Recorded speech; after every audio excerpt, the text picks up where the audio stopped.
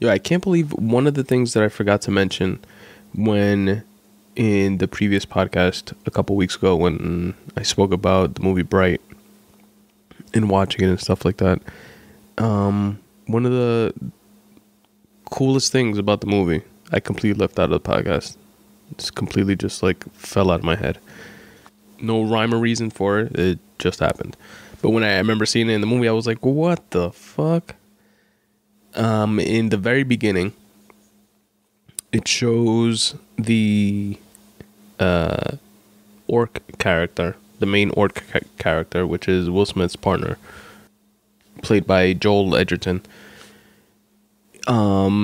is being interviewed. It shows like a TV in spoiler alert, by the way.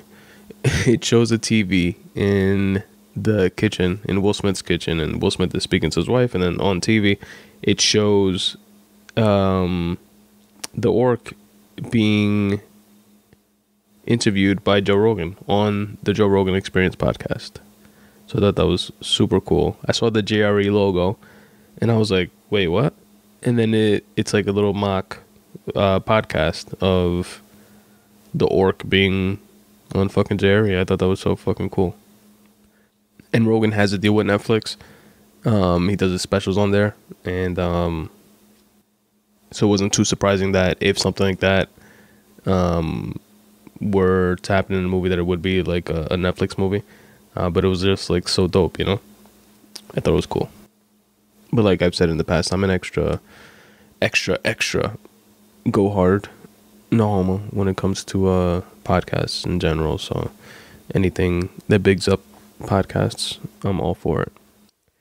Anyway, about how the movie did, you know, I went through like what I thought of the movie last time and stuff like that. I'm not gonna get into that and how like polarizing it was and critics shitting on it and fans loving it and a bunch of in between, but for the most part, pretty polarizing results. According to Nielsen, which estimates ratings, because Netflix, you know, doesn't release ratings.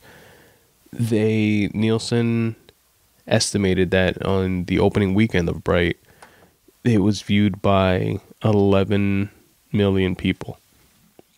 Which, just to put it in context, which is big, that's a lot. But just to put it in context with other Netflix releases and other Netflix opening day estimates by Nielsen, which, you know, is a rating agency. They have their methods. I mean, they're not accurate, obviously, their estimates, but they have their methods. This is what they do, you know. This is as close as you're going to get without... This is as close as you're going to get to accuracy without, you know, Netflix releasing numbers. The Variety article that published this, which I'll put in the episode notes, also pointed to, just for some context, 2 other Netflix releases on either side of that 11 million, just so you can have an idea. So Stranger Things, for example, which is one of Netflix's biggest series, season 2 opening weekend, Nielsen estimated at like 15 million. And then another big show, BBC show, not BBC show, but British based drama called The Crown, Nielsen estimated at around 3 million for like opening weekend of, I forget like which season, 1 or 2. I don't know how many seasons there are of that show. I haven't watched it. And I thought that was pretty interesting.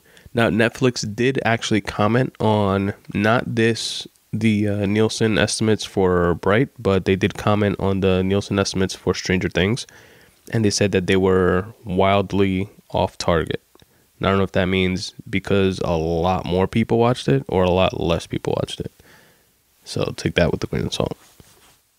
And Netflix, if you're listening and you want another podcast to do a cameo for Bright 2, give me a holla.